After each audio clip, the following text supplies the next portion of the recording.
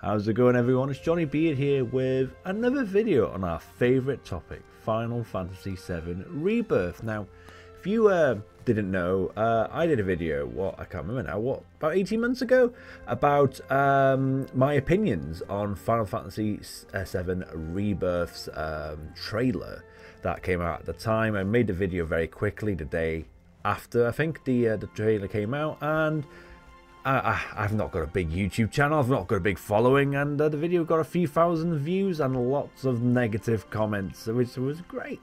And the main crux of the video was to say that I wasn't going to buy Final Fantasy VII Rebirth, and a lot of people had a lot to say about this opinion of mine. So I thought I'd do a follow-up video because it's been some time since Final Fantasy VII Rebirth has come out, and just wanted to give an update and a review, basically, of Final Fantasy VII Rebirth. Now, if you want to know, did I buy Final Fantasy VII Rebirth like I said I wouldn't? The answer is I haven't. I haven't bought Final Fantasy VII Rebirth. Now, there's two reasons for that. The first reason is what I said in the video. I don't support the unnecessary changes, shall we say, to the plot of the original game. Now, if you want more of that, breakdown, then we'll probably get into that later on anyway. But if you want the specific video, then you know where to look. It's probably in the description or at the end of the video. Maybe I might even put it here. So, yeah, if you want to look at that video that got a lot of negative attention on me, then that's the best place to look at that. But I also wanted to do some reviewing of the game. So, did I buy the game? No. As I said, there's two reasons. The obvious, as I just said, I didn't agree with the direction that Square Enix was taking the original game's plot. But also, I don't have a PS5. So even if I did have a PS5, I still wouldn't have bought the game. I don't have Final Fantasy 16. I don't have Final Fantasy VII Rebirth. I probably, at this point, probably would have bought Final Fantasy 16. But no, even if I didn't have, even if I had a PS5, I wouldn't have bought the game. So of course, people might be like, yeah, you would have. Like, I've had a lot of comments on like, yeah, you will. You'll buy it. You'll buy it. I didn't buy it. No. So, and for those reasons, but I don't want to be just negative. I want to be positive because there's a lot I've got to say about Final Fantasy VII Rebirth. So that's what this video is predominantly about. Is to go through the whole game. Let's go through the whole game. I've watched, so I've not played, but I have watched the entirety of the full game, from what I can tell. I've been watching full-length videos of all the storyline, all the side quests, all the side content, everything and anything. As far as I'm aware, I've seen practically everything that as we know it. That we can see online. Of course, there's probably not everything, but I've seen probably at least 95, maybe even 98% of this game now. And I thought now would be a good time to kind of say, okay, what did I like? What didn't I like? Again, there was a lot of question marks on me being an actual Final Fantasy fan or Final Fantasy VII fan. And I want to just make, again, that bit a little bit clear. Listen, just because I didn't buy Final Fantasy VII Rebirth doesn't mean that, one, I'm not allowed an opinion on the Rebirth. And two, does not mean that I'm not a Final Fantasy fan or even a Final Fantasy VII fan. Hey, I'm wearing a Shinra t-shirt, for God's sakes. I'm a Final Fantasy fucking fan, okay? I've got a Vivi tattoo, okay? Just because I'm passionately disagreeing with the decision that the developers and the producers and the writers of Final Fantasy VII Rebirth have taken since Final Fantasy VII Remake does not make me a hater. It doesn't make me not a fan. Just like you actually playing the game doesn't equally make you a fan. It can, it cannot. Who are you and who am I to choose who is a fan of the series? Okay? We're just people, alright? So, anyway, without further ado, let's go into the nitty-gritty of this review.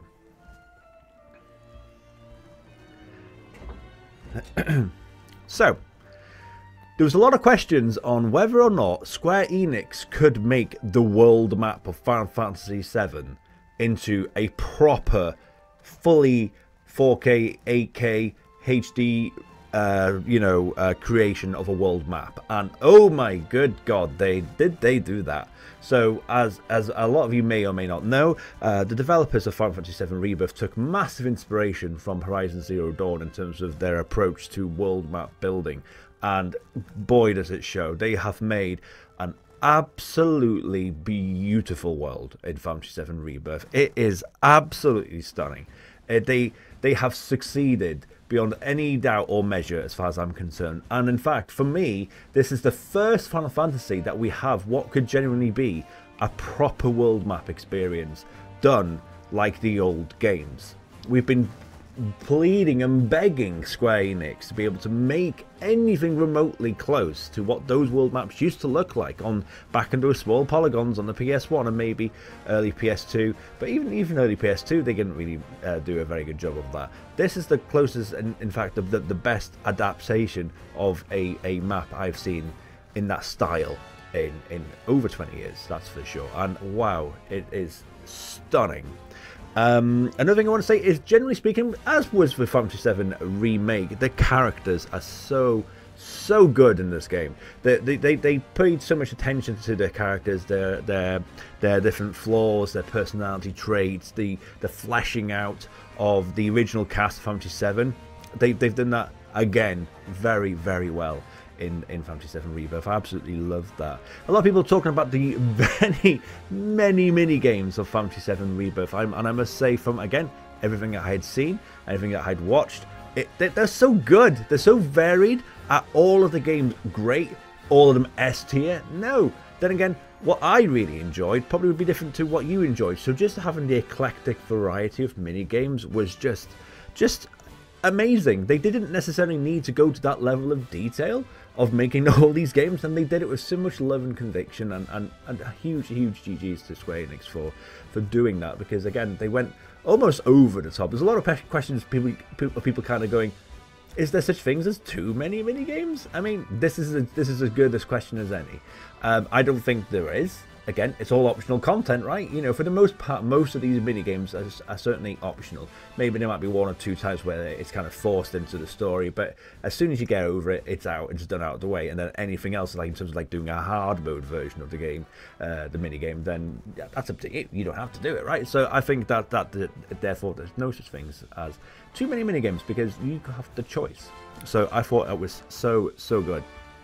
One thing that I absolutely love about Final Fantasy VII Rebirth's world map, again going back to that, but also the towns and the localities in the game, is having the beautiful night and day options in certain areas. Not every area, but certainly quite a lot of the areas. Just seeing it makes certain areas just have this whole new feel and dynamic and vibrance about it that you know you can't paint the picture, you just have to see it. It looks so good. A lot of people are complaining about some of the lighting in the game, and yeah, fine, there are patches of the game, I'd say, where the lighting probably doesn't look quite as good. Then again, who the hell am I? My lighting probably doesn't look that good here, so you know. But generally speaking, yeah, I do kind of agree with that that analogy there, that some of the lighting could have been improved. But then, considering how vast the world is, and how varied it is, I don't think it's a major criticism. Just like I saw a lot of comments going, well, does the grass move? Oh my god, get over yourself. Seriously, you're going to be complaining about fucking grass? What's wrong with you? Are you serious? It's so weird. It's such a weird complaint. But okay, you do you. Another thing that I do have to mention is the music, of course. Now, when Final Fantasy VII Remake came out, holy crapoly, the music was just absolutely incredible. I've never, and to this day, I still maintain this with Rebirth, Final Fantasy VII Remake's sound design and soundtrack for me is the best I've ever seen, heard even, in a video game. Like, I feel like they have completely made something so special with Remake, and my opinion going into Rebirth is that they have continued that effort. I don't think they have one-upped Remake. I think they've probably made it equal, if maybe it's a slight downgrade. But and when I say that, I don't mean like that. I'm talking about a smidge. Like it's just as good. It's absolutely incredible sound design. The music is stunning. I just feel like Remake's music was probably just a little bit more refined and just had a bit more structure to it. But it's just an absolute masterclass in sound design. That's the way I see it. And again, we're talking about game localities. Let's talk about the game's dungeons. So of course you had places like the Mithril Mines, and you had places like, I mean, Temple of the Ancients was a dungeon. So, you know, it had lots of different dungeons, and that was one thing that Remake didn't do well. Remake's dungeons were, I would say, quite poor. If I'm being honest with you, there was some absolutely laborious sections of Remake where, like, I remember going through Hojo's lab in Final Fantasy VII Remake and going, oh god, this is just taking forever. Like, there's no sections, I would say, in Final Fantasy VII Rebirth that felt like that. Everything felt fresh, it felt clean, it felt quite straightforward about how to get from A to B to C. They're well designed in terms of, you know, the graphic design, in terms of the level design as well. They're really well done. I really felt like they took that opinion on board. I think because obviously it's not just my opinion. I'm talking about the general consensus of opinion that they weren't the best parts of Final Fantasy VII Remake, and they made them so much better in Rebirth. So I must say, like, massive GG's to that as well. Again, talking about like side quests, we kind of touched upon like the mini games, but let's talk about side quests for a minute. You know, because there is one thing I absolutely love about Final Fantasy VII Rebirth is, like, when you have a side quest, it kind of, you're going down a rabbit hole with it, and the more you dig down that rabbit hole, the more you get reward out of it. Having like each section of the map, and there's technically 6 sections of the map, the world map, or should we say the main continent, should we say, in which this game takes place on, is kind of split into 6. So technically you have 6 geographical areas where it has its own section of characters, side quests, missions, side content, all that stuff. I thought it was very well done. And each area has its own feel, its own aesthetic, its own set of characters, as we mentioned, so therefore its own personality traits coming through. I thought it was really good. And when you, as I said, if you kind of beat a certain side quest, it unlocked further down that path, and then you do that, and then you unlock further down that path. And I feel like there was no filler. I felt like all the content was just really, really well done. It was fresh each time. I don't think there was anything there that I was like, oh, what the hell was that about? You know, I felt like all those type of side quests were really, really well done. I must say, I didn't mention it before, so minigames, all I'll say is there's definitely one minigame that wasn't very good, and that's the Kate Sif, Ketchi. Done a video about that as well, if you want to talk about Kate Sif's name, Ketchi, and the controversies around that. Anyway, there was a section in Nibelheim around him with some boxes that was it wasn't good. That was one of the few that was like, okay, yeah, this minigame is a bit crap. So didn't necessarily think that was all good, but hey, we're nitpicking in that respect as far as I'm concerned. So what was so good, going back to the side quests, is that a lot of the characters, again, your main party, would normally kind of accommodate certain missions, which I thought was a lovely touch. So say you went to this location and then you did that mission, you'd normally be accompanied by a character. It could be like Barrett on this mission, and then you'd learn more about Barrett's personality and his thoughts and feelings and what's going on during that quest. And sometimes it'd actually unlock some good lore of that character. You know, so it would be Barrett at that time, it might be Yuffie another time, it might be Tifa that time. You know, it'd be different for different characters each time, and it was always very nicely balanced. It would be, you know, there was no like, oh my god, this is another one with Aerith. You know, it was nothing like that. It was very nicely balanced, I felt, I must say. To have these exclusive insights into broadening the story or the personalities of these characters, basically, I thought it was very, very nicely done. Like Final Fantasy VII Remake's side quests kind of felt like fetch quests for the most part. Oh no, there's things over there, can we get that? And that kind of does do that slightly here in Rebirth, but again, because they add these like sections with the characters that are in your party to it, it makes it feel less of a fetch quest, because the other characters are going, oh, this is my opinion on this type of thing. Oh, we're doing that again. Or, oh, we got to help this guy. We got to help this poor animal, or whatever it is, you know? It just makes it so much more smoother. And also the characters in general I feel like the smaller characters in general in this game are just so good. Again, each like locality has its own like, you know, set of NPCs, and they all have fantastic dialogue. Some of them are so funny, and they were so good. But there was also characters from Remake that were added into Rebirth. In fact, a lot of the side characters in Remake pretty much make an appearance in Rebirth, and again, some of their stories are really nicely fleshed out. Some of them less so. Like, for example, some of the good stories I love were Beck and Beck's badasses, where they had some really good moments. I thought, again, throughout the whole of the game, I really enjoyed that. There was a character in Calm called Broden who had a really good story. I'll probably touch more about that soon. Dio was fantastic, of course. I'll talk a bit more about Roche as a character later on. Johnny, who of course was in the original game as well, but had more dialogue and more cutscenes in Remake, has an even bigger part to play in Rebirth. And again, everything to do with Johnny was actually really good, really well done. They really have made that very small, relatively annoying character, in my opinion, from the original game come out actually with so much personality in Rebirth. You know, there's a doctor in Mount Nebel called Doc Sheeran. He's really cool. You got Gus in the desert, and he's got some personality as well. I would say there was not all characters that were in Remake that went to Rebirth that did have much more to add. There were characters like, I'd say, like Madam M or Andrea or Leslie. Leslie was barely in this game and didn't do a lot. I felt, and again, I think anything to do with Kyrie or Kiri. I've never liked that character, and I didn't feel like her story interactions in this game really added a lot, to be honest with you. So there was not all characters got a bigger, better outcome from the original, or if they were featured in Rebirth. Some of those characters I've just mentioned obviously weren't in Remake, but if the ones that were in Remake, most of them got slightly better personality and more development than others, but some less so as well. Yeah, so I want to talk about certain sections of the game now, bit by bit by bit. So I am particularly going to be not talking about anything to do with Zack and the multiverse on purpose, just so we're going to get that out of the way right now. So let's talk about the main base game. So Nibelheim, obviously the demo from the game, and also obviously the beginning of the game. I must say it was so well done. I loved that demo. I loved seeing how the story of Final Fantasy VII OG put into Rebirth as Nibelheim. It was just done, I'd say, almost to perfection. It was just so good. It was dreadful, but in a good way.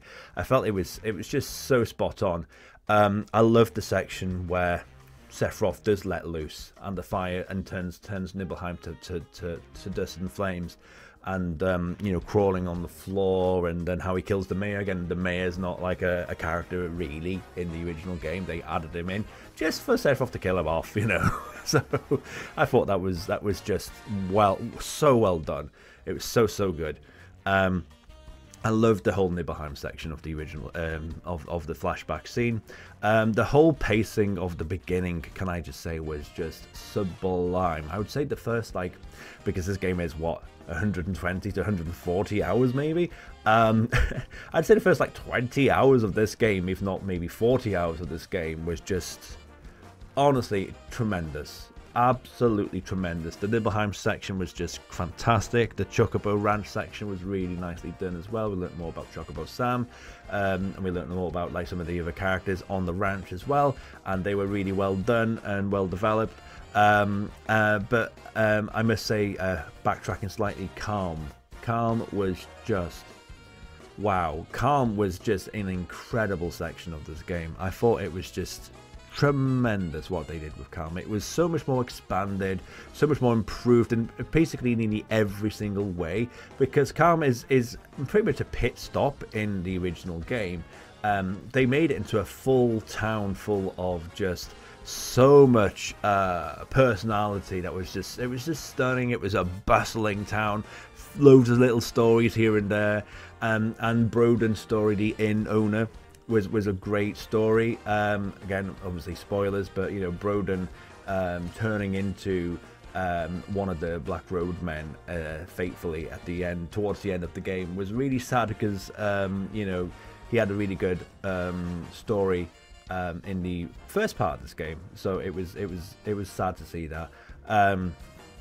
Like, I love, again, parts of Calm where you got Cloud and Tifa finally talking, and, you know, Sephiroth's messing with Cloud and putting doubts into his head and saying Tifa wasn't there, Tifa wasn't there 5 years ago, where's her scar, is it real, all this stuff. It was so good and created this massive tension between Tifa and Cloud right early on, and planting those seeds of doubt into his head. It was a really good, like, thorn between Cloud and Tifa, well crafted, I thought.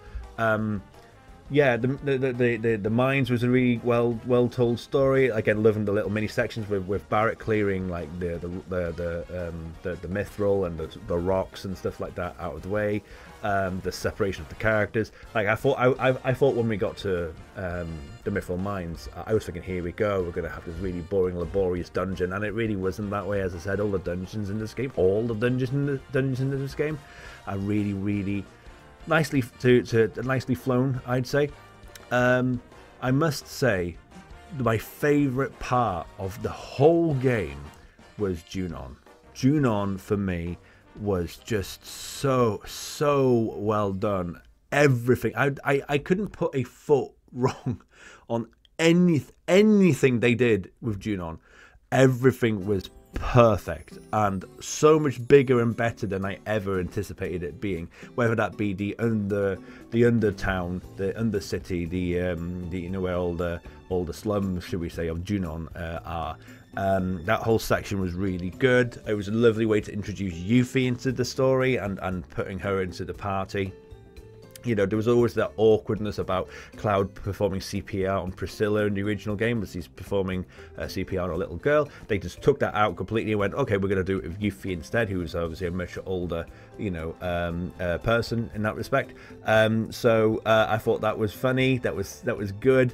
Rosh's introduction was a bit, okay, sure, that's fine. I'll talk more about Rosh towards the end, I think, of this chat on this channel. But that was really good. I loved, again, how Yuffie wanted to assassinate the president, not only because of the Wutai versus Shinra and Midgar war, but also because what happened in the Intergrade DLC made perfect sense. And who wouldn't want to assassinate a president in terms of, like, your Avalanche party, right? And I thought, again, the whole integration of Cloud with the soldiers, and, you know, how he integrates into the army, shall we say, is so much better told. And then, of course, when Rufus is like putting down the microphone and turning it off and turning off the CCTV to have a private chat, I thought that was so good. That's one thing that I think Rebirth and Remake before it did very well, in terms of like creating this moment of, like, you know, Shinra know what you guys are doing. We're not stupid. Like, whereas in the original game, it was almost like, oh no, we've been won up by Avalanche again. It's like, well, how the heck can this army not see the small group of terrorists doing what they're doing? You know, when I say terrorists, you know what I mean. Obviously, they're technically terrorists. It's so well done. I think it was just fantastic. And again, having Cloud lead his own team instead of like merging in was just so much fun. Having your team grow slowly bigger and bigger behind you as you run through the town of Junon was just hilarious and so funny and well done. And then, of course, you got that almost weirdly emotional moment of, are you going to come back, sir? No, I'm going to go this way. You guys go that way. And again, trying to, like, you know, having your team and your troops fighting Shinra troops with Shinra troops was just weird and wonderful. And then at the end, they're like, oh, are you sure, sir, that we're going the right way? He's like, yeah, just follow me, just trust me, you know, type of thing. It was just, honestly, Junon was just perfect. I absolutely loved that part of the game. I felt like there was not a foot put wrong in that whole section of the game. It was just incredible, absolutely incredible. And we're going to get to the cruise ship now. Okay, we say cruise ship because it's not a cargo ship anymore. That was a great change, I think. Again, I'm going to talk about this obviously in a bit more detail towards the end of the video, but there's nothing wrong with most of the changes that they have made to this plot. Obviously, you know, having a cruise ship makes so much more sense than a cargo ship, because on a cruise ship you go into Costa del Sol, which is arguably the tropical paradise of this world, right? So having it as a cruise ship makes so much more sense. And the whole cruise ship section with with Genova, with everyone getting locked up, and you know, the whole thing was really, really well done.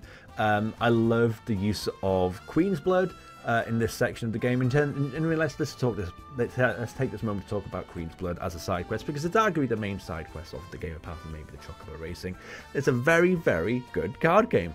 I obviously haven't played it, I've watched it, and it looks really, really it's just a really good card game. It looks so much fun to play, and it looks very addicting. And again, I personally think it looks like the best card game since Final Fantasy VIII. I don't think it's quite as good as Triple Triad, but maybe I'm just a boomer at this point, right? So, but I really, really enjoyed, from what I've seen of Queen's Blood, and I think that the whole side quest, maybe it was a bit OTT towards the end in terms of like, oh, people are dying and people are, you know, that type of thing. But it's fine, you know. It was nicely told as a story that didn't have to be told, and I really like the fact that, like Final Fantasy VIII, where they obviously got the inspiration in terms of the fact that that card game plays nicely into some side quests. They got this and took it almost another level, I think, you know, and I thought it was really well done. Having Red play Queen's Blood on the cargo ship, on the cruise ship, it was just so good. It was so much fun to see that, him dancing and being as a human being. Because again, there were so many people that were going into Final Fantasy VII Rebirth going, how are they going to do that Red being a human thing? Well, there you go, there's your answer. Just like people going, how the hell is Red going to ride a chocobo? Well, there you go, there's your answer. They just went for it, and it's one of my favorite things that the team of Square Enix, when it comes to Final Fantasy VII Rebirth, done. They went like, you think we're not going to do it? You think we're not going to be silly? You think we're not going to be quirky? Watch us, bro. And they did it, and it is so good. Absolutely loved that. Costa del Sol was really nicely done. Again, that whole section of the original game is a bit weird. It's the timing of getting to Costa del Sol almost doesn't make sense in the original game. It's just out of place, to be honest, with the whole plot. But again, it makes so much more sense now that they've added a cruise ship into it. And then, like, there was always a weird section of the original game when Hojo's on the beach with loads of, like, scantily clad women, and, like, what the hell is going on? But again, I love the changes with that section of this game, because Hojo is using his very weird-ass, creepy personality to kind of say, oh yes, oh yes, using a sample, oh yes, you can, yes, maybe for an experiment and all this stuff, and it's like, you know, type of thing. And they're also like, yeah, we're doing it because, you know, we know that he's an important person. So whereas they seemingly were all over him in the original game. So that whole section was wild but really good, and I'm sure, of course, a lot of people loved all the eye candy with all the outfits in Costa del Sol as well. But I must say, I am Team Sailor Barrett. Sailor Barrett is a daddy. I fucking love Sailor Barrett. Such a hottie, I must say. Speaking of Barrett and Mount Nibble, one thing I will say is that one of the sections of the original game that I don't think they did as well in Rebirth, I must say, is when you arrive in Mount Nibble, the little town settlement.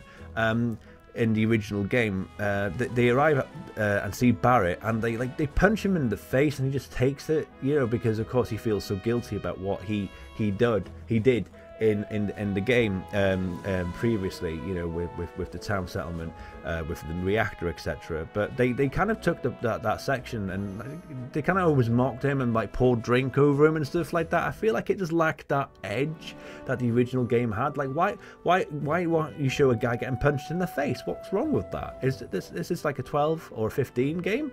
I just didn't think it was as effective, just personally speaking. But yeah, the settlement there was nicely done, I felt. Gold Saucer. The Gold Saucer was another major highlight, as we hoped and prayed it would be, because it's such an iconic setting in Final Fantasy VII. The Gold Saucer was just amazing in every way possible, in my opinion. Absolutely loved the Gold Saucer. I must say, the beginning with all the fireworks and the dancing and the over-the-topness and Dio versus Cloud being used as a battle simulator was just, again, having the retro graphics. Anything when it came to retro graphics was just chef's kiss as far as I'm concerned. And of course the fighting was just tremendous. It was so good. And of course the Gold Saucer is a tremendous spectacle in the original game anyway, but they really went absolutely ham with how extravagant and spectacular the Gold Saucer was in this game. It really did feel like it was a Disney in this world, and in fact, if anything, it made me really want this to be a real place in real life. I'd live for somewhere in Japan, or I mean, obviously here in the UK if you want, but let's be honest, in Japan, to create a Final Fantasy VII Gold Saucer for real. I would love that. Of course, I haven't got any billions of pounds that you're probably going to need to make such a project happen, so, you know, if you've got it, Square Enix, which I know you don't, hopefully one day you'll make it for us, yeah? It was so good. And of course, we need to talk about the Tombury humidity level changer, which is one of the cutest things I've ever seen, and they need to make that a real thing. I want to buy that right now. Please Square Enix, make the Tombury humidity changer a real thing, please. Or make it just as like an alarm clock or something. Anything. Time to wake up now, or whatever. Yes, please. Oh, it was so good. And another part of the game then, so when we get to the desert prison, when we get to see Dyne, I must say that, as I expected, was the part of the game where I absolutely bawled my eyes out. I was crying so hard with that section, as I knew I would, because Dyne's story for me is arguably the saddest part of the entire game.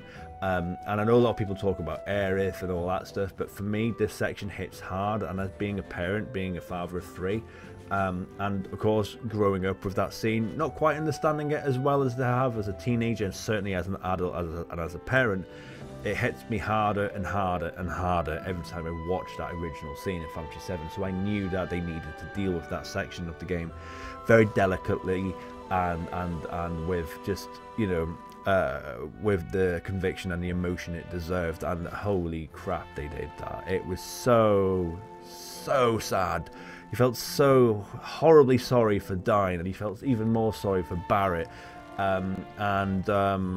The only thing I would say, and I understood, was, well, there's two things I could say actually that I didn't necessarily agree with. The first thing I'd say was having this like almost like Resident Evil style boss fight with Dyne was weird. Like the whole boss fight with Dyne reminded me of Heisenberg in Resident Evil Village.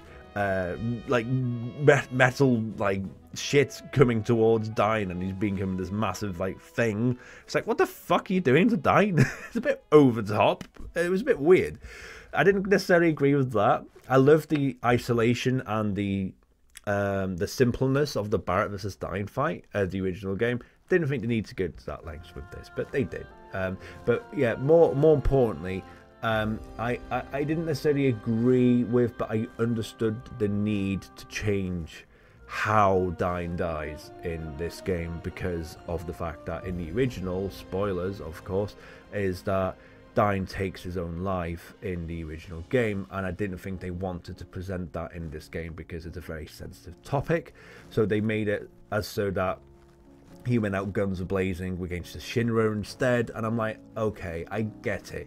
It was still so sad, and it was just one of the I bawled my eyes out. I absolutely bawled my eyes out. I cried harder with this scene than I did over anything I'd seen in Remake. When again, some of the moments in Remake when it came to Avalanche members dying was very sad, and I shed tears for that. Wanted to take a small deviation and talk about Yuffie and Katshi. Their characters were just so nicely refined and developed. These two were characters that I never really cared about in the original game. And I feel like Yuffie and Kate Sith, their characters were actually really likable in this game. I feel like they made a really good job in making these personalities so much more, you know, just nice. They were nice. You know, of course, Kate Sith, also had some awkwardness with the fact that he's technically a traitor and all that stuff, but even they dealt with those sections of the game really, really well. I also want to talk about, of course, Gongaga being the next part of the game, and I loved Gongaga. It was like just some of the music. I mean, a lot of people have said it. I've seen on social media about how Gongaga, arguably musically, is possibly the best part of the whole game. I must say it's up there. It's certainly up there. Some absolutely stunning music in Gongaga, and me, Gongaga, personally, I also love the fact that they really went down and went to ham about this being a proper jungle, because let's be honest, the original game was so bare when it came to Gongaga, because it was mostly an optional area. You barely go there unless you choose to. You only have to necessarily go there once, and you can technically go out of there in 2 screens, and that's it. That could be your entirety of going to Gongaga if you wanted it to be. So making it this massive jungle area was really, really nicely done.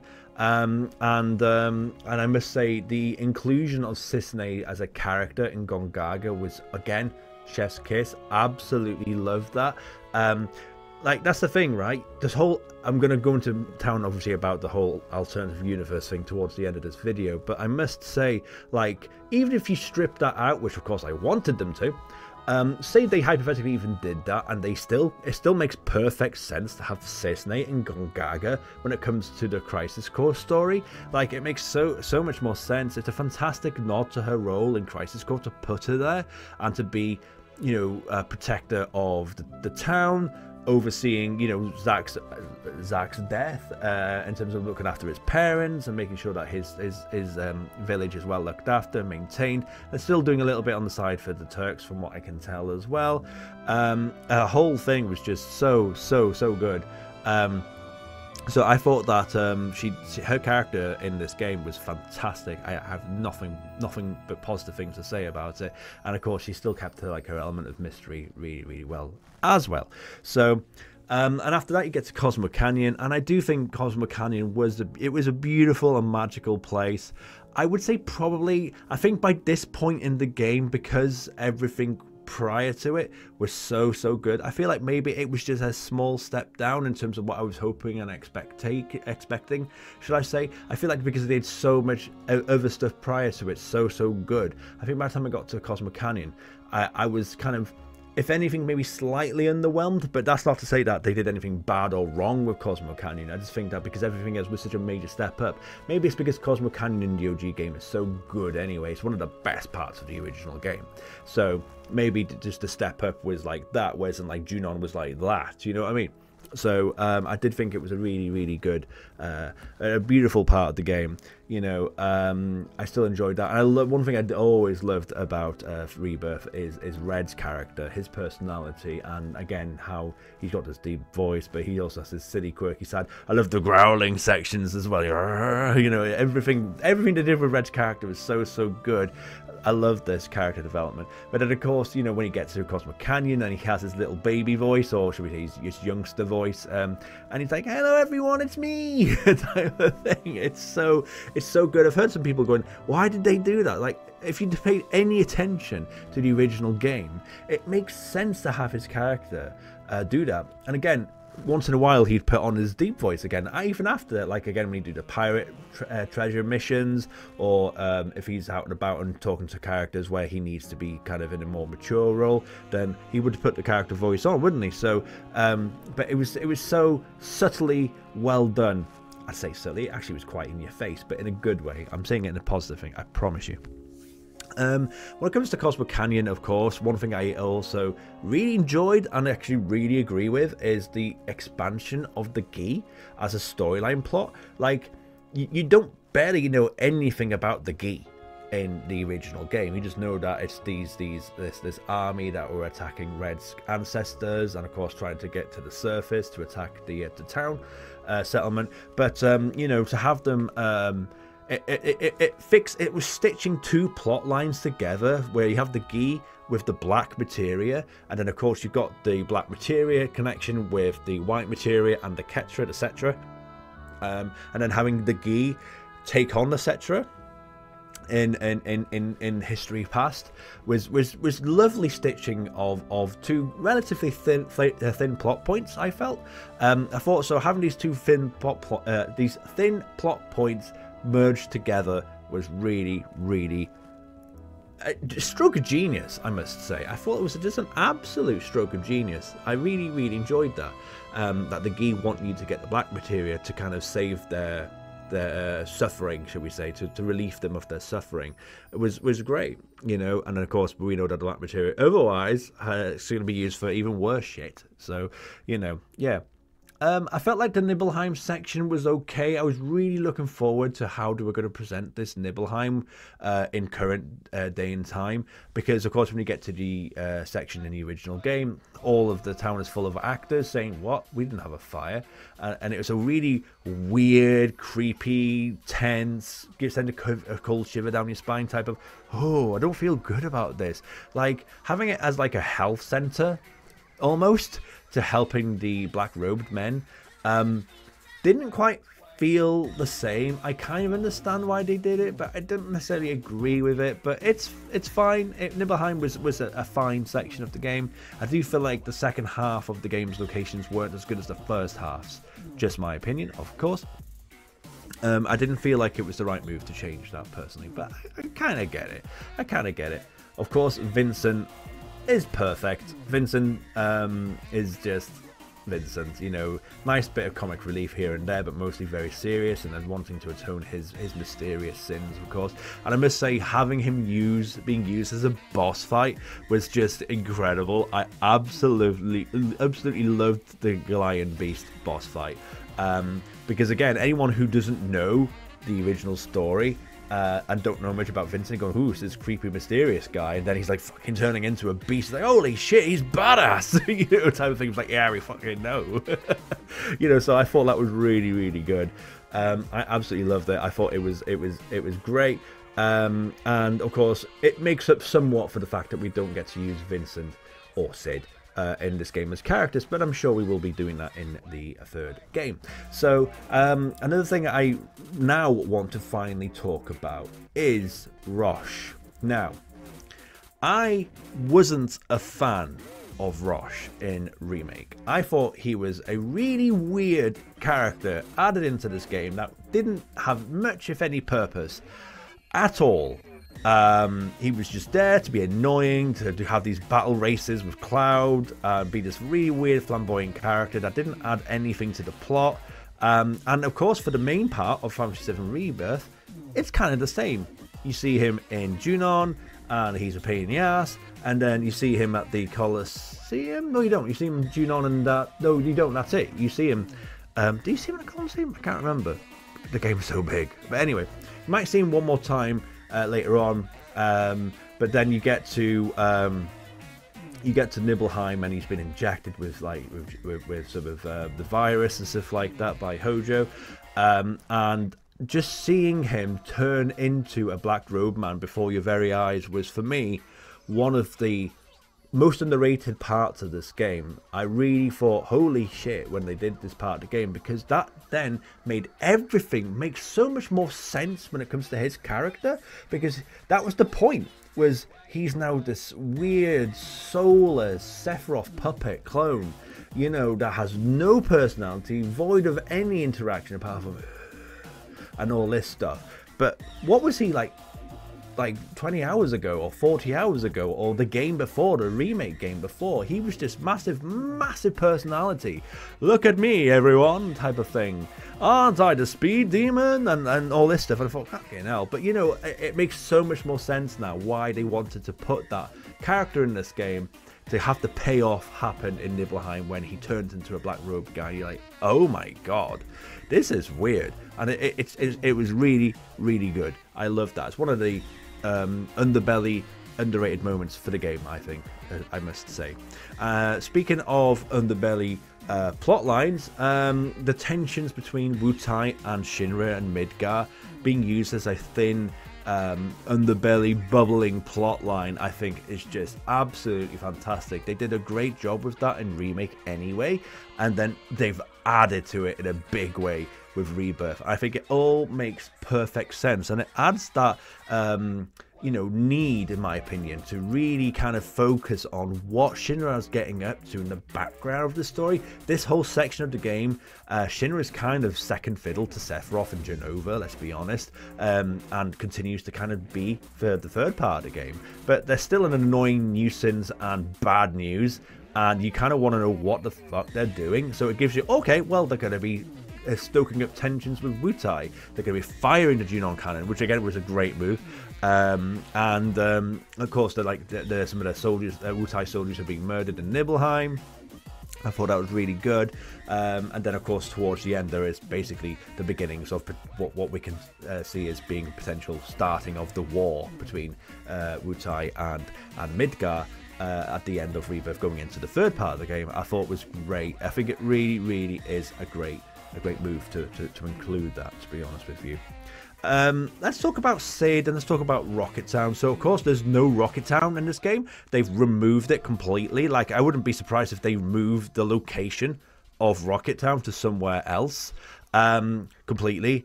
And I thought it was fine. I think that you can save that plot for later. You can literally put it into the third game. It's its own little isolated moment, apart from the Tiny Bronco bit, of course, which they have adapted into this story. There's no necessary need to go to Rocket Town at this point in the game, you know, so just take it out. I think that's fine, you know. But then, of course, using the Tiny Bronco to again navigate through all the rivers, it was so good.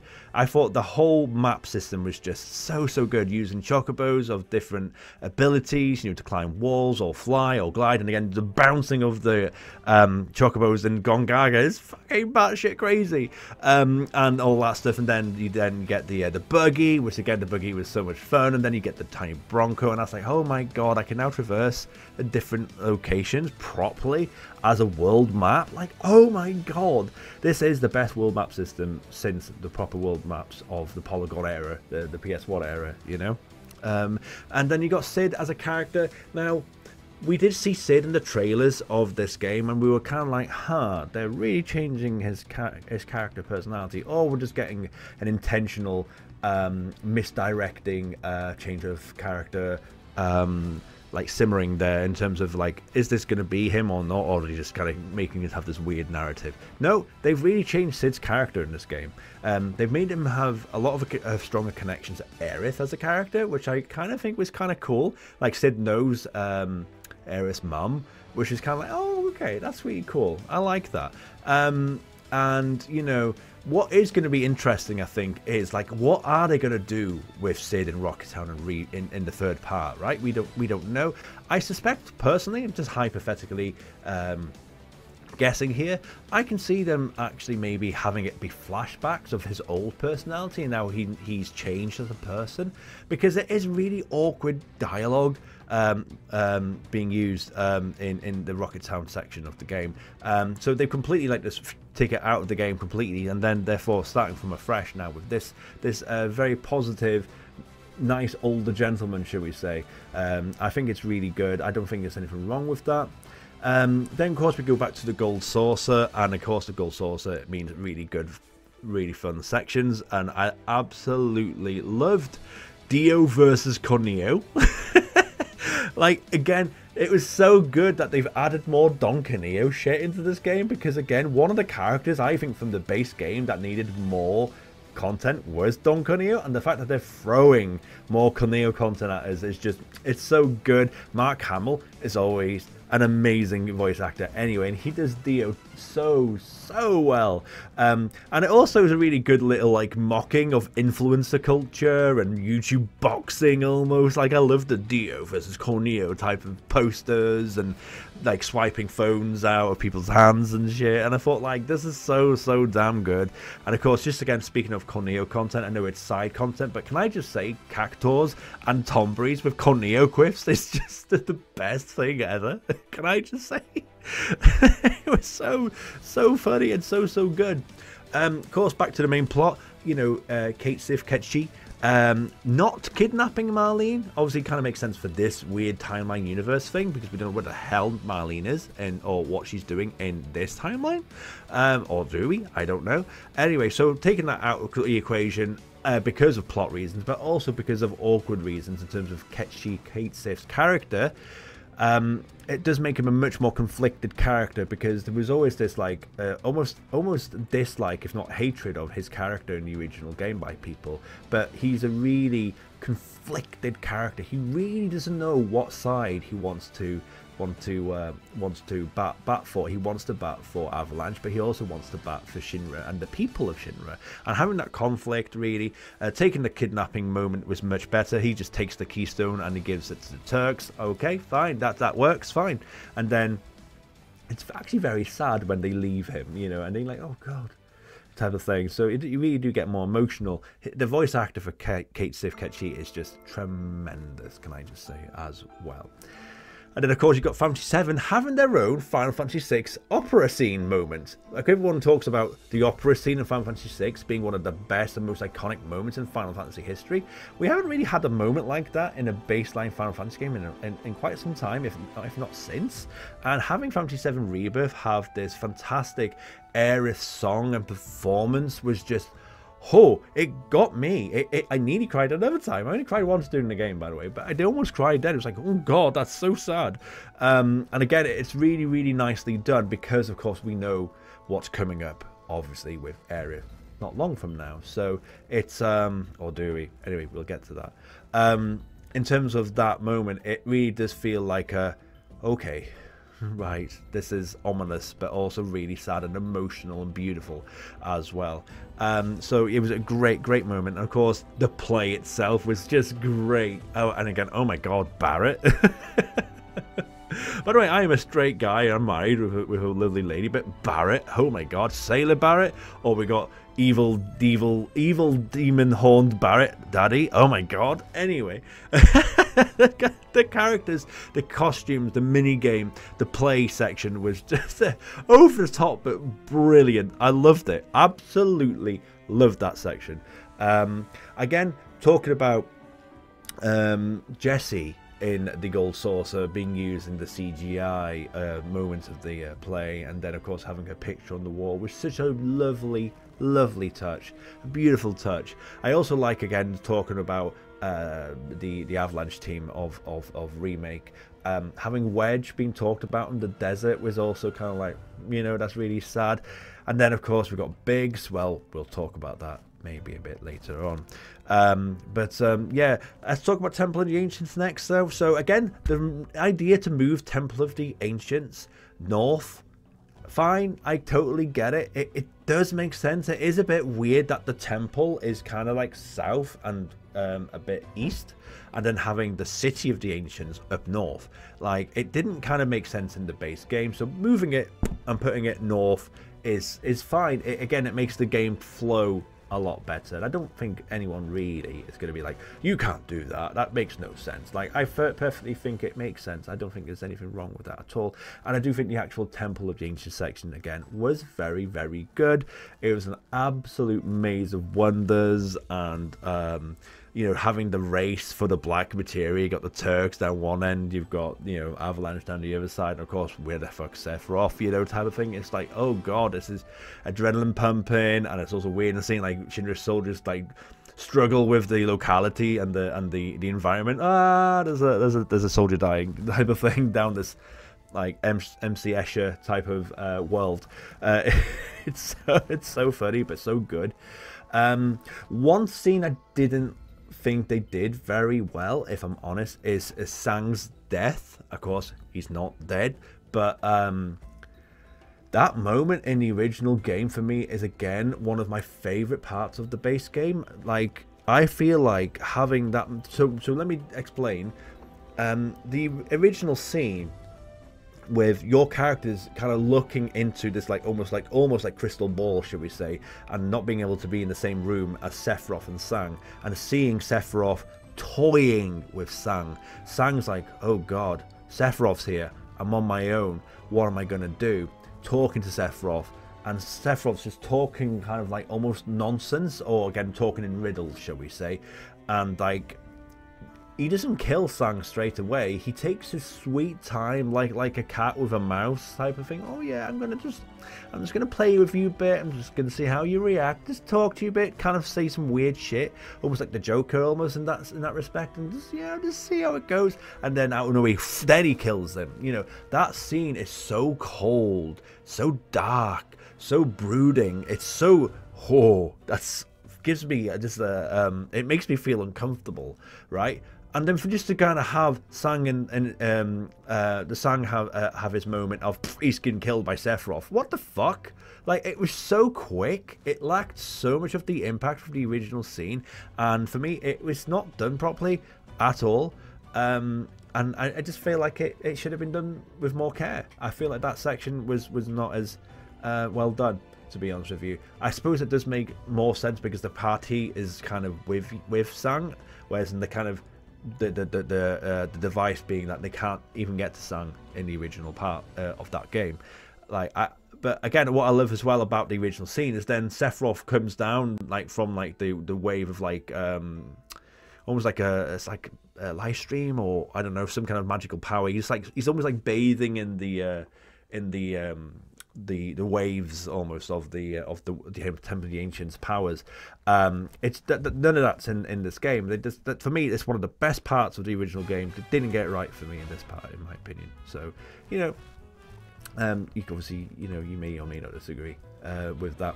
I do liked the trial sections of the game. I thought the trials were really, really good. They were really well done. I enjoyed it.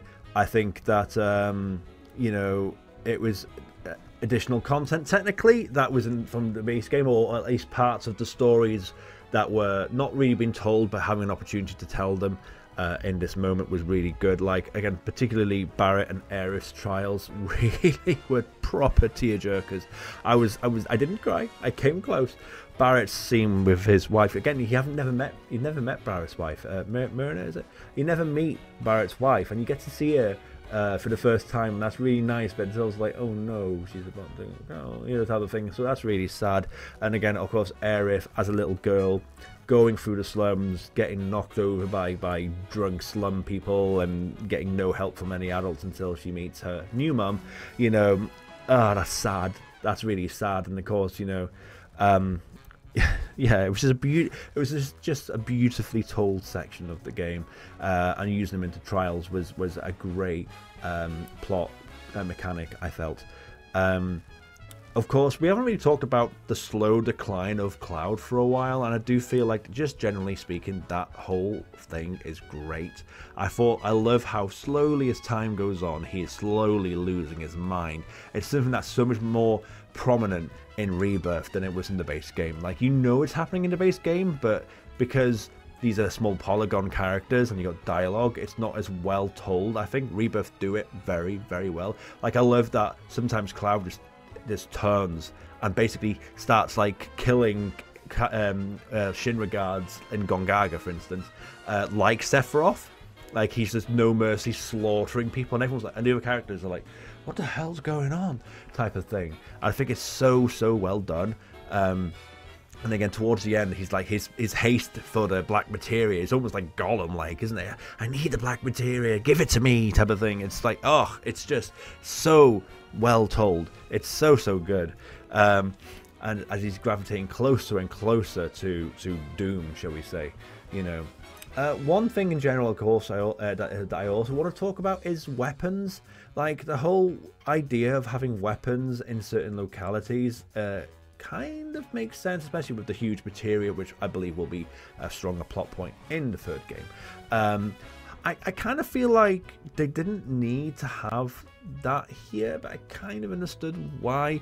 My hope, shall I say, is that these are just smaller weapons. These are smaller legendary beasts of the live stream, and that you're gonna see Ruby Weapon, you're gonna see Emerald Weapon, you're gonna see Ultimate Weapon properly when just shit hits the fan, obviously, in the third part of the game, and that these are just smaller, less powerful weapons you know, because they do kind of look the same. There's one section, again, in the end of the game, where you got two weapons, and they almost look identical with slightly different color sprites. And it's like, okay, like, you know what Ruby weapon looks like, you know what Emerald weapon looks like, really, let's be honest, you know, and if you've played the base game, they just look like massive beasts, almost, like a bit like Sin, I suppose, in Final Fantasy X, as such.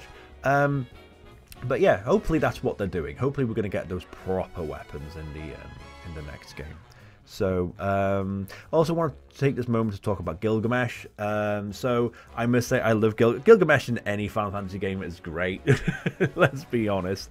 I think Gilgamesh is a fantastic character, one of the best characters of all time in Final Fantasy games, that's for sure.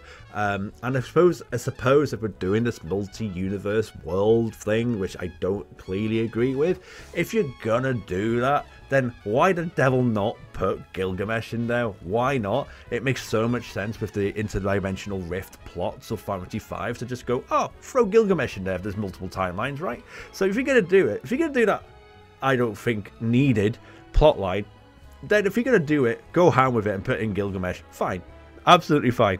He's great. All the Gilgamesh sections were funny and silly and good. We enjoyed it, and he became a very likable character, like he does in pretty much every game that he's in, to be honest with you. So, so now we get to the end of the game. So, of course, the end of the game is the most debatable, it's the most controversial, it's the most topical, it's the most thing that everyone has things to say on it, just like it was in Final Fantasy VII Remake. So, you know, I'll get one of the positives out the way first. I actually don't mind them using Bizarro Sephiroth from the penultimate fight of the original game, putting him here as the final boss of Rebirth. I actually think that's perfectly fine, and wow, he looked amazing. He absolutely looked incredible.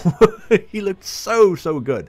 I thought they made Bizarro Sephiroth, which is a weird ass looking monster in the original game anyway, look so he just looked amazing. He looked so good.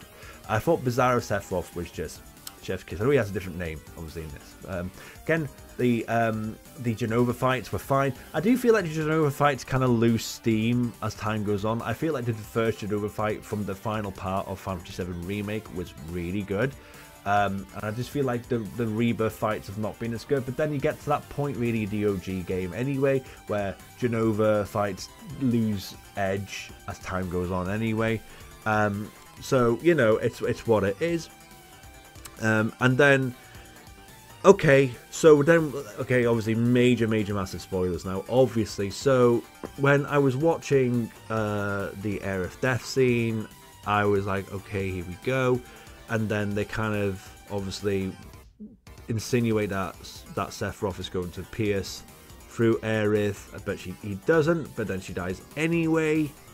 I just didn't really agree, of course, with that decision.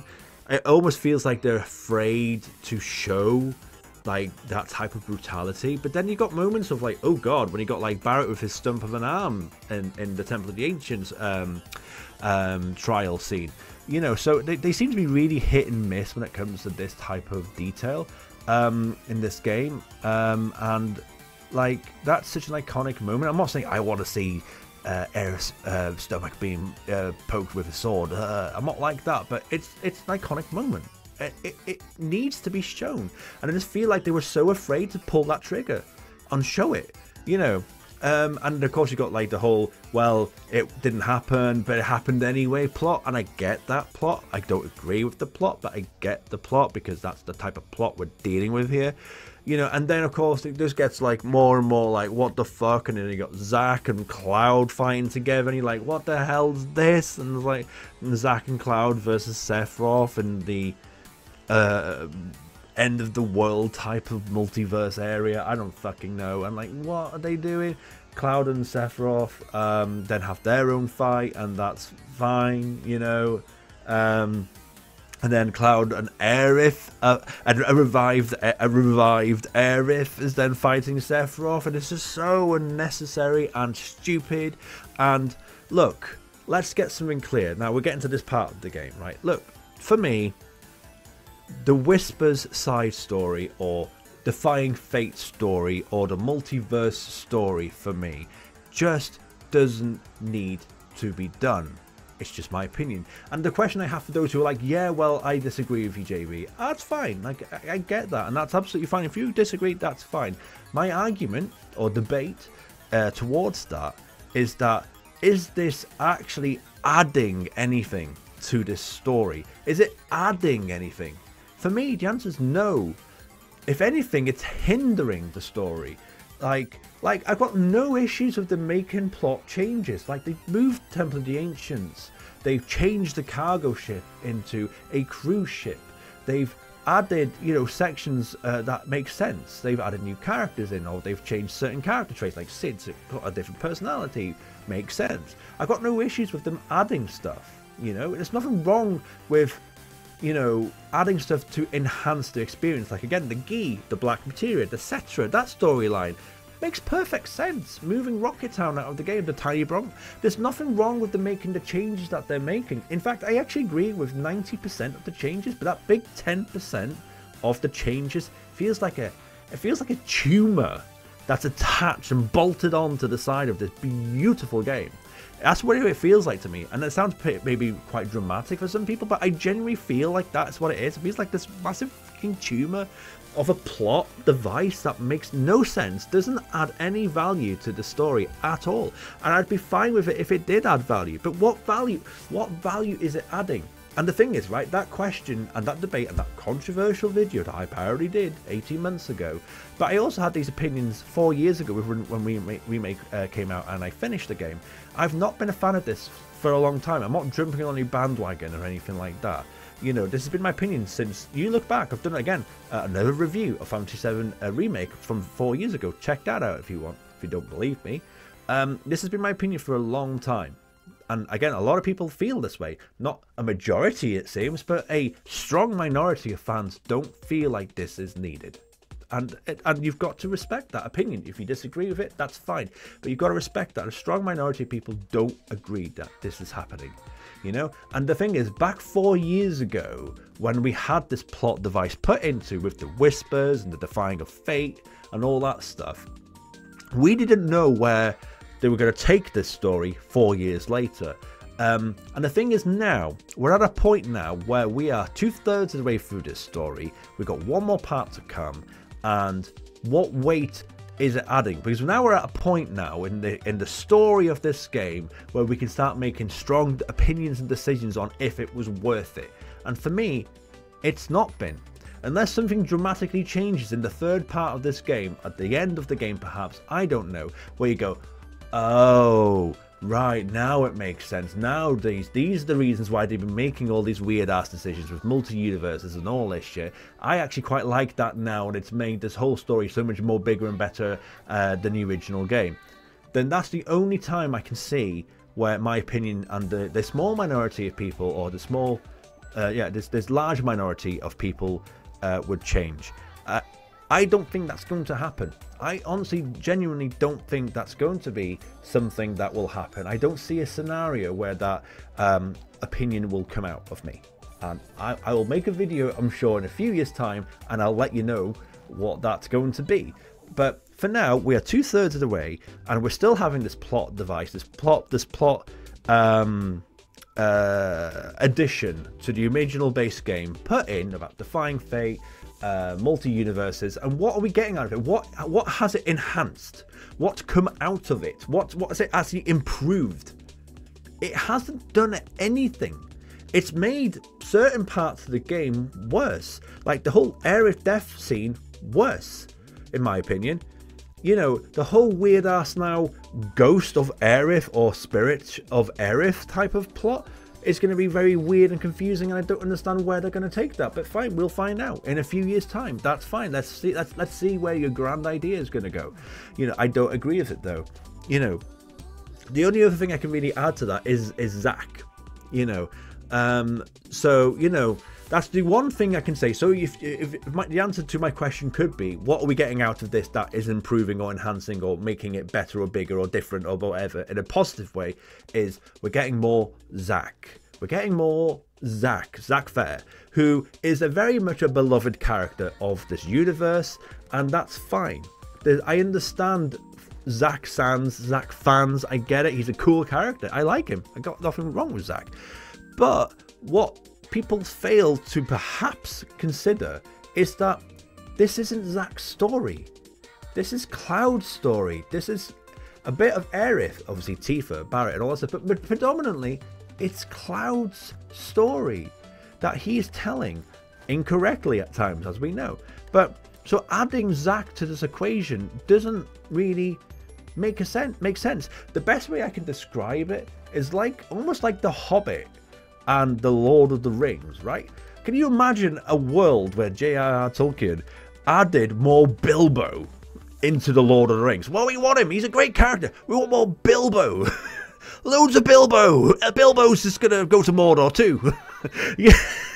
He's going to be there with Frodo, and they're both going to like drop kick Gollum in the face and snatch the ring off him, and then, you know, throw him into the lava of the volcano. Can you imagine them doing shit like that to that story, to that book, to that film? It would make no sense. It doesn't need to be done.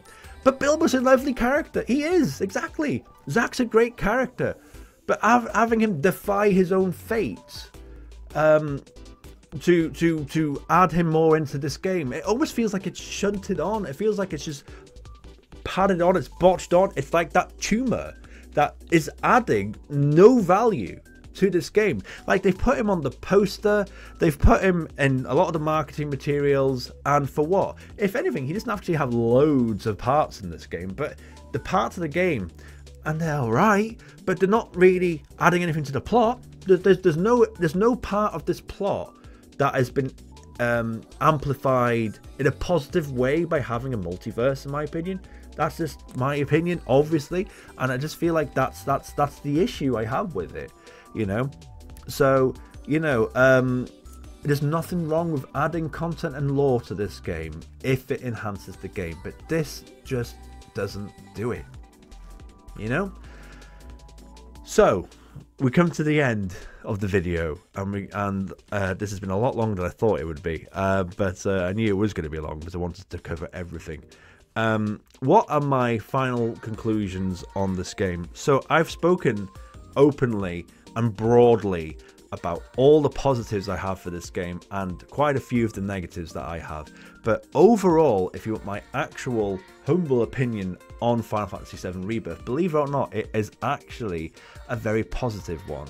Personally speaking, I think Final Fantasy VII Rebirth is the best Final Fantasy game that's been made in around 20 years. I genuinely think that this is an absolutely incredible game. The amount of love and attention and detail and care that's been put into this game is just nothing short of sublime. It's one of the best games of all time. It's one of the best Final Fantasy games in the last 20 years. Unfortunately, it's not perfect, but there's very little major issues I have with it apart from this plot device. But the thing is, I suppose, and again, there's one thing that I've noticed since I made that video, especially 18 months ago, is there is a lot of fans who didn't play the original game that would probably think of me as just ranting and raving and being negative. And honestly, as I said, massive Final Fantasy fan, love the series, love Final Fantasy VII. I speak as a massive fan and someone who cares about the story and the potential tarnishing of what was an incredible story by adding multiverses that aren't doing any value to the game, you know. So these moments do hinder my experience of the game.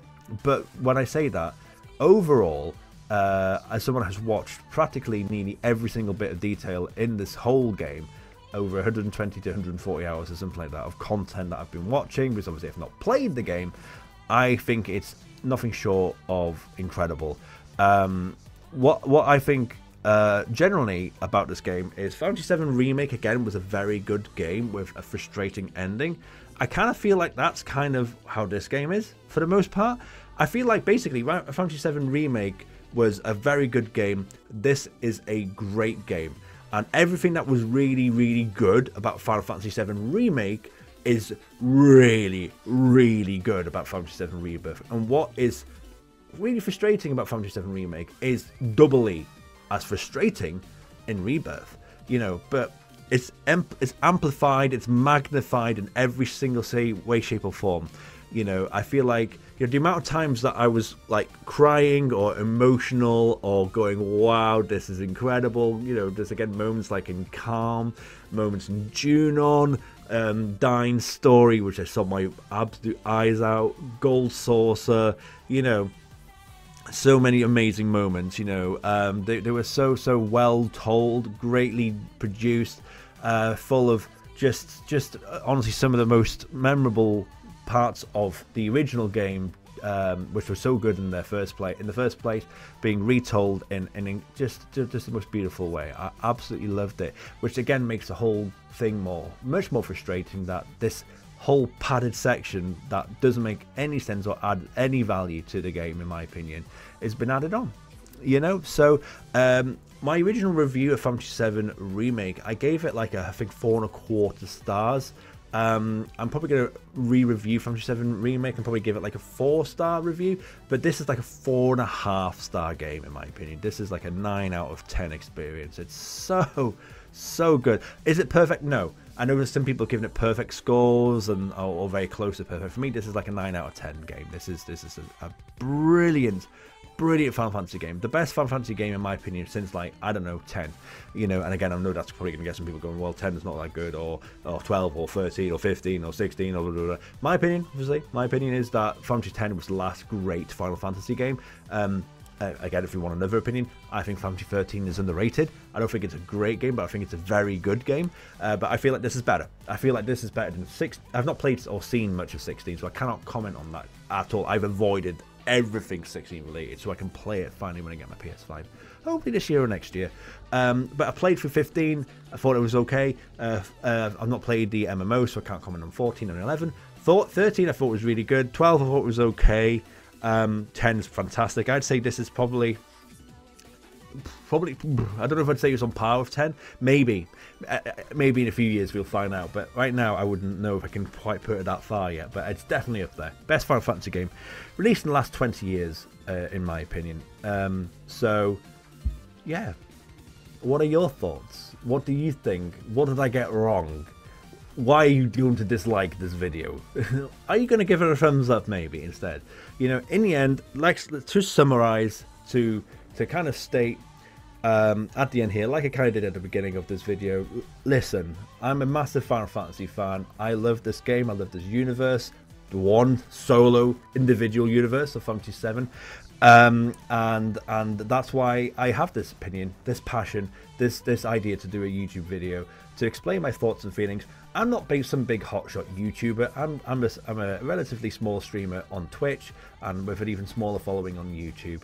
That, you know, I made a video and I didn't necessarily try to make it a negative video, but I had a lot to say, and a lot of it, unfortunately, was not very positive. But I wanted to get my opinion off my chest, and that's what this channel's here for, right? This is my channel, and I am allowed to say what I want on it, and you are allowed to agree or disagree with it. But when you start getting comments like, oh, you are going to buy the game anyway, well, I didn't, so, you know, or you're not a true fan, like, so what makes me laugh about these type of videos and this type of mentality, which you often see on the internet, is there's almost like tribalism. It's almost like if you disagree with my opinion, you are wrong, you are an enemy, you are incorrect, a bad person, wrong. It's like a black and white tribalism thing. Like, we're allowed to have conflicting different opinions and both be fans. You know, I wouldn't dare go, well, you're not a fan of Final Fantasy if you disagree with me. Whereas that was what I was getting a lot of comments saying. It was like, well, you can't call yourself a fan, or you can't be negative, or what do you know, or anything like that, you know. And again, what was even funnier, as time went on from that video, was the amount of people going, it's clearly Calm, in the flashback scene of the trailer that we saw. Whereas in the first 24 hours, it wasn't that obvious. Because again, I made that video within 24 hours of the trailer coming out. And it wasn't that obvious. There was suspicions that it was Calm. And there was some people going, I don't know where this is. So at one point it was debated, like I said in the video, that it was some kind of weird ass scene where Cloud and Sephiroth are hanging out, like they're buddies. You know, and again, don't forget there was moments at the end of Remake that kind of insinuated that type of relationship where they were almost fighting together. Obviously that's completely gone in Rebirth now we know. But time is a beautiful thing. And having people say, oh, even a week later, it's clearly Calm. That's because then there was more footage shown by Square Enix and them confirming that it was Calm, you know.